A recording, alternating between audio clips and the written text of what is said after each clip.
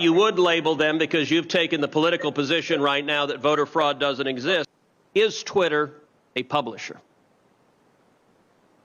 Is Twitter a publisher? Yes. No, we are not. We distribute information. So what is a publisher? An entity that is publishing under editorial guidelines and decisions.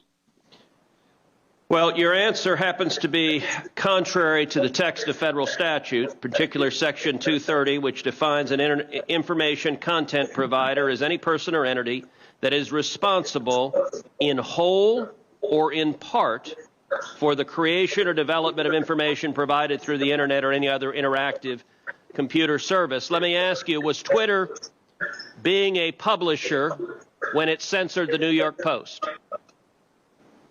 No, we have very clear policies on the conduct we enable on the platform. And if there's a violation, we take an enforcement action, and people choose to commit to those policies and to those terms of service. Except your policies are applied in a partisan and selective manner. You claim it was hacked materials, and yet you didn't block the distribution of the New York Times story that alleged to talk about President Trump's tax returns, even though a federal statute makes it a crime to distribute someone's tax returns without their consent. You didn't block any of that discussion, did you? Our policy was focused on distribution of the actual hacked materials. Did you block the discussion of the president's tax return material? And in the New York Times case, we interpreted it as reporting about the hacked materials. Did you block Edward Snowden when he illegally released material? I don't have the answer to that. The answer is no. You haven't used this in a selective manner. Are you an expert in voter fraud? No, I'm not. Well, why then is Twitter right now putting purported warnings on virtually any statement about voter fraud?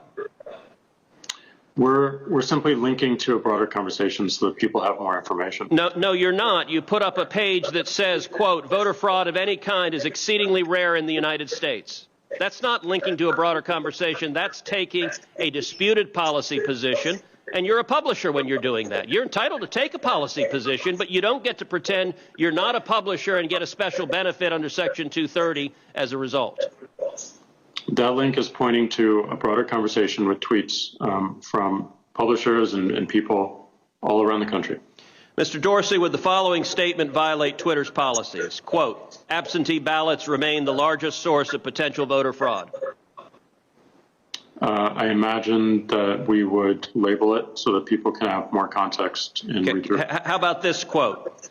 Quote, third-party organizations, candidates, and political activists,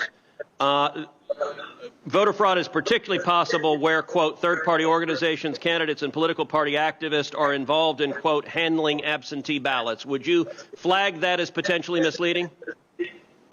I don't know the specifics of how we might enforce that, but I imagine a lot of these would have a label pointing people to a bigger conversation. Well, you're right. You would label them because you've taken the political position right now that voter fraud doesn't exist. I would note both of those quotes come from the Carter-Baker Commission on Federal Election Reform. That is Democratic President Jimmy Carter and former Secretary of State James Baker. And Twitter's position is essentially voter fraud does not exist. Are you aware? Twitter's position is essentially voter fraud does not exist. Are you aware? 大纪元时报遍布全球，不受财团、政党影响，真实敢言。